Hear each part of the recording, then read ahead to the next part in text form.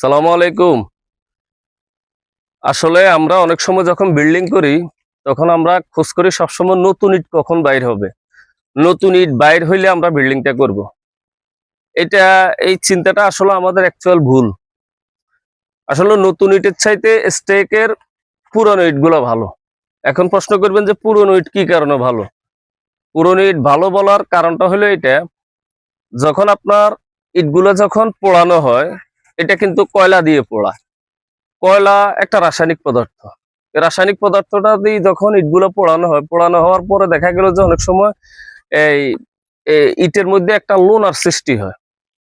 তো ইটটা যখন আপনি তাজা ইট নিয়ে যখন আপনি বাড়িতে বিল্ডিং করে ফেলাইবেন, যখন বিল্ডিং করে ফেলাইবেন তখন দেখা গেল যে যখন গাঁথনির পরে আপনার সেখানে পানি খাওয়াইবেন, তখন পানি পাই ওই যে রাসায়নিক যে পদার্থটা এটার ভিতরে থাকে, সেটা অনেক সময় একটা বিক্রিয়া করে একটা সময় দেখা গেল যে আপনার ওয়ালে যখন তাজা তাজা কাজ করে আস্তর টাস্তর করে ফেলাইবেন, দেখা গেলো যে সেখানে আস্তরগুলো একটা সময় খসে পড়ে, কারণ রাসায়নিক পদার্থটা তখন বাইর হয়।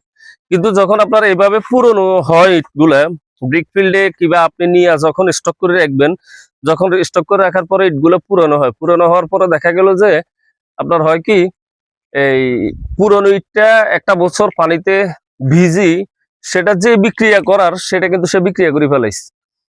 তার গায়ের এই লবণাক্ততা যেটা, সেটা অনেক সময় সে পানিটা পাই, ১ বছর পানি খায়, সেটা বিক্রিয়া করে ফেলাই, সে তখন লবণাক্ততা বাইর করে দিচ্ছে। যখন আপনি এইগুলো ধুই কাজে লাগাইবেন, কাজে লাগাইবার পরে কিন্তু ১ বছর পর পরবর্তীতে যখন আপনি আস্তর করবেন, তখন সেটা ওই পানি পাওয়ার পর আর নতুন করে বিক্রিয়া করবে না।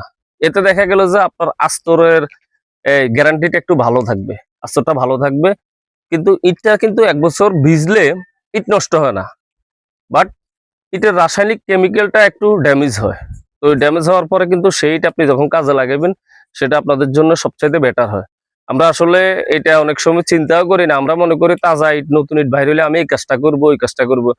এই কারণে আমি মনে করি নতুন ইটের চাইতে একটু যে ইটটা ভিজছে পানিতে ২-৬ মাস ভিজছে, ভিজার পরে দিয়ে পুরনো হয়েছে, সেই ইটটা যখন আপনি ঘাটনিতে লাগাইবেন সেটা আপনার জন্য সবচাইতে বেটার হয়। আপনারা বিষয়টা আপনাদের কি মনে হয় কমেন্টসে জানাবেন। আর ভিডিওটা একটু শেয়ার করবেন যেন অন্য কেউ দেখে তাদের একটু উপকার হয়। কারণ অনেকেই পুরনো ইট সম্পর্কে বিরূপ প্রতিক্রিয়া, আমি পুরনো ইট লাগাইতাম না, আমি নতুন ইট লাগাবো। আসলে নতুন ইটের চাইতে পুরনো ইট আমি মনে করি যে সবচাইতে বেটার। আসসালামু আলাইকুম।